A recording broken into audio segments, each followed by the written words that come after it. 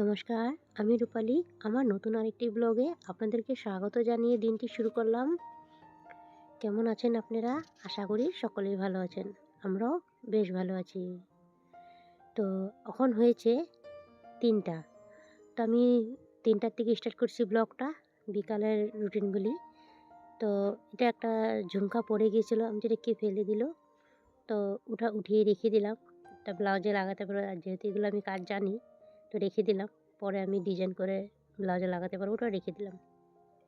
তো আমি খাওয়া দাওয়া করে বিকালে একটু বসেছিলাম। তো বসে আমি না ঘরটা ঝাড় দিয়ে নিই, সন্ধ্যা তো হয়ে যাচ্ছে আস্তে আস্তে। যেহেতু দিনটা ছোটো, এখন ছোটো হলেও মানে একটু দিনটা বড় হয়েছে। তো 5টা বেজে গেলে অন্য সময় সন্ধ্যা হয়ে যায়। আর এবার মানে আজ কয়টা দিন থেকে দেখছি, ফলো করেছি। তো মানে সন্ধ্যাটা হয়ে যায় ঠিকই, 5টা বেজে গেলে অন্ধকার হয় না, কম হয়। 5:30 বাজার পরে তবে যে অন্ধকার হয়ে আসে। তো যাই হোক, আমিও ঘরটা ঝাড়ু দিয়ে দিচ্ছি। এখন 3টা 15 বাজে। দেখলাম 3টার সময় খাওয়া দাওয়া করে মাথা টাথা চিরুনি করে একটু বসছিলাম আমি খাওয়া দাওয়া করে। তো ভাবলাম না, ঘরটা ঝাড় দিয়ে নিই। তো যাই হোক, ঘর ঝাড় দেওয়া শেষ হয়ে গিয়েছে। জানি না কবে যে ঘর দুয়ার হবে আমাদের। তো যাই হোক, উঠানটা তো স্নানের সময় ঝাড়ু দিয়ে দিয়েছি। আর এখন অতটা মানে নোংরা হয়নি, যেহেতু বাসাতে কেউ নেই। সবাই ডিউটি চলে যায়। আর যেরকমের বাসা ওরকমই থাকে, আমরা পরিষ্কার রেখে দিলেও ভেবে পড়ে থাকে। ছেলেমেয়েগুলি থাকলে তখন একটু নোংরা করে। হাই ফ্রেন্ডস, তো আমি স্নান করে খাওয়া দাওয়া করে ঘর ঝাড়ু দিয়ে নিয়েছি, সন্ধ্যার ঝাড়ুটা। তো এখন কাপড় কিছুটা ভাঁজ করব। একটা জিনিস দেখাবো তোমাদেরকে, তা চলো দেখিয়ে দিই। দেখতে পাচ্ছ হ্যাঙ্গারগুলি, এখানে হ্যাঙ্গারগুলি বার করছি। এগুলো না পুরানা হ্যাঙ্গার, তোমাদেরকে শেয়ার করা হয়নি। তো এগুলি আমি বার করে রেখে দিয়েছিলাম। তো দেখাবো বলতে টাইম হয়ে উঠছিল না, আমি রান্নাঘরে রেখে দিয়েছিলাম। তো ভাবলাম না, তোমাদেরকে কিছুটা শেয়ার করে দিই। এগুলো মাই এনেছিল, তো আমি রেখে দিয়েছিলাম। তো আজকে শাড়িগুলো ঢুকাবো ভাবছি গডরেজে। তো কবে থেকে মানে ঢুকাবো বলছিলাম, তো ঢুকানো আর হচ্ছিল না শাড়িগুলি। তো ভাবলাম না, হ্যাঙ্গারটাতে আমি লটকিয়ে দিই। আর যে হ্যাঙ্গারটা বার করেছিলাম সেই হ্যাঙ্গারটা তো তারগুলি মানে অল্প নরম হয়ে গিয়েছে। তো আমাকে যেতে হবে বিশালে, আনতে হবে গডরেজের হ্যাঙ্গার। তো বলো তো এগুলি ভালো হয়েছে কিনা না। তো এগুলি পুরানো হ্যাঙ্গার আমার ভালো লাগছিল, ডলসগুলো লেগে পর ওই যে বার করতে খুবই কষ্ট হয়, ঢুকাতে খুবই কষ্ট হয়, তার জন্য আমি এগুলো ইউজ করি না, রেখে দিয়েছিলাম। তো যাই বলো, আমি এখন এগুলি এক এক করে লটকিয়ে দিব। এখন সবটাই গডরেজের মধ্যে। শাড়িগুলো সরস্বতী পুজোয় পরেছিল যে, ওগুলি বার করা হয়েছিল, তো ওগুলোই ঢুকিয়ে দিব। দেখতে পাচ্ছ। তো একটা পরেছিল ভাইনাবে, একটা পরেছিল আমার সোনামা। ও তো পরেনি, বার করে রেখে দিয়েছিল। তো সবগুলি আমি লাগিয়ে দিলাম, দেখতে পাচ্ছ। বললাম না, বিকাল হয়ে যায়, এখনও সন্ধ্যা হয়নি। এখন বাজে 5টা 15, 5:30 বেজে পার হয়ে যাবে, সন্ধ্যা হয় তারপরে গিয়ে। তো আমি ওই ঘরে দুয়ারে জলটা দিয়ে দিচ্ছি, এই ঘরে ঘরে জল দিয়ে দিচ্ছি। তো ও তো জানোই বদমাইশি করে শোনাবা। তো যাই বলো, আমি এখন সন্ধ্যাটা দিয়ে দিব, সন্ধ্যা দিয়ে চা করব। তো ওখানেও বাইকনাটা কাজের থেকে এসছে, ওর সাথেও কথা বলছিল। তো ওর সাথে ইয়ার্কি করছিল, তো আমি এদিকে সন্ধ্যাটা দিয়ে দিচ্ছি। তো যখন আমি সন্ধ্যাটা দিয়ে দিচ্ছি, ওরা কথা বলছে। তো বলছিল ইনস্টাগ্রাম চালু হচ্ছিল না, ওতে সিম নিয়েছি তার জন্য। তো তোকে বলছি ইনস্টাগ্রাম চালাতে হবে না, ফেসবুক চালাতে হবে না। আমি বলছি কেন, এগুলো এসব কী, মানুষটা থাকবে কীভাবে, বোরিং হয়ে থাকা যাবে না। ওই না, অন্য নতুন করে খুলতে হবে, পুরানা চালাতে দেবো না। তো মানুষে ভালোবাসা কি চিরজীবন যদি এই ভালোবাসাটা এভাবেই থাকে, আমি চাই। কিন্তু আজকাল ভালোবাসা তো এরকম হয়ে গিয়েছে। তো ভালো পেয়ে বিয়ে করলে, এক বাচ্চার মা হয়ে গেলে তার ভালোবাসাটা মরে যায়। জানি না ওদের মধ্যে কী হবে, বাট আমি ওদেরকে এটাই বলছিলাম, এভাবে থাকে চিরজীবন। বাট এখনকার যুগটা এরকম হয়ে গিয়েছে, তো ভালোবাসা দেখা যাচ্ছে না। এক বাচ্চার মা হয়ে গেলে এভাবেই থাকিস রে তোরা। তো যাই বলো, সন্ধ্যাটা দিয়ে দিচ্ছি আমি এখানে। ওরা আর কি ঠাট্টা করছিল, তা আমিও লগে হাসাহাসি করছিলাম ওদের কথা শুনে। কিছু বলছিলাম না, হাসছিলাম। আমি বলছি, চুপ কর তোরা। তো যাই বলো, সন্ধ্যা হয়ে গিয়েছে, এখন সরজাটা দিয়ে দিব। বসেছিলাম, কথা বলছিলাম।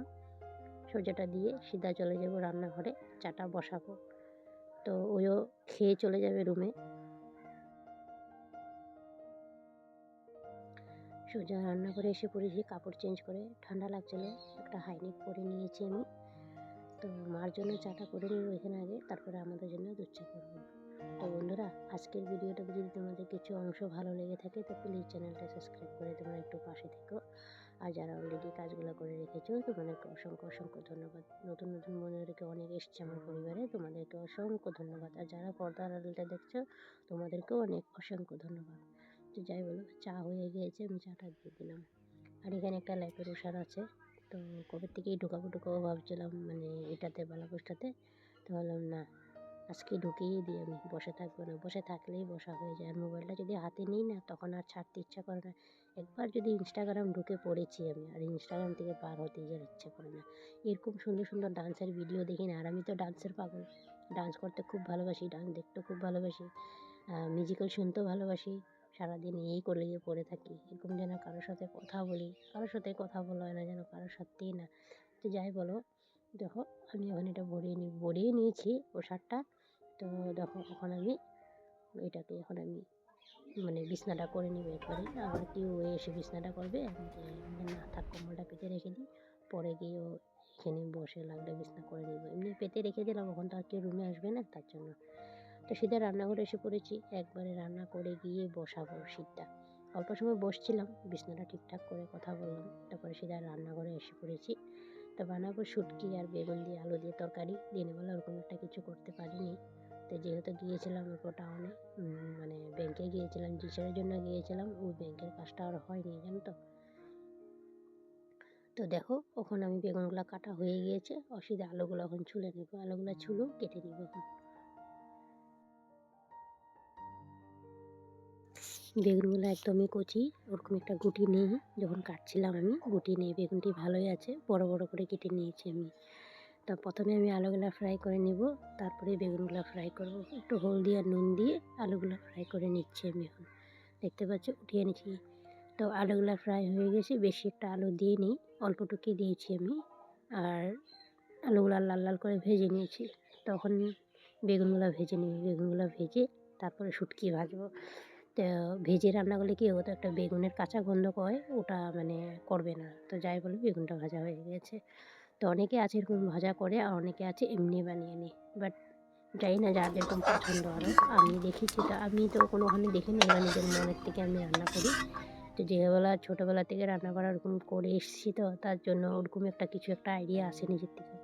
তো মানুষের মা বাবার তো মায়ের হাতে রান্না খায়, আমি তো সেটাও খেতে পারলাম না। মায়ের থেকে শিখবো কিছু, ওটাও শিখতে পারিনি। সবটাই আমি এখানে এসে শিখেছি, শাশুড়ি মায়ের থেকে। আর পিসি শাশুড়ির থেকে শিখেছি, ঠাকুমার থেকে শিখেছি, সবার থেকে শিখেছি রান্না বান্না আমি। আর আমাদের ঘরে অন্যরকম রান্না, আর এখানে রান্না অন্যরকম। সবের তো রান্নাবান্নার এক হয় না, আর সংসারের কাজকর্মও এক হয় না। প্রতিটা সংসারের কাজ একই রকম, বাট আমি কীভাবে আমার সংসারের কাজগুলো গুছিয়ে করে থাকি, তো ওটাই আজকে ভিডিওতে তুলে ধরেছি। তো যাই বলো, কথা বলতে বলতে আমার বেগুনের তরকারিটা অলরেডি হয়ে গিয়েছে, দেখতে পাচ্ছ।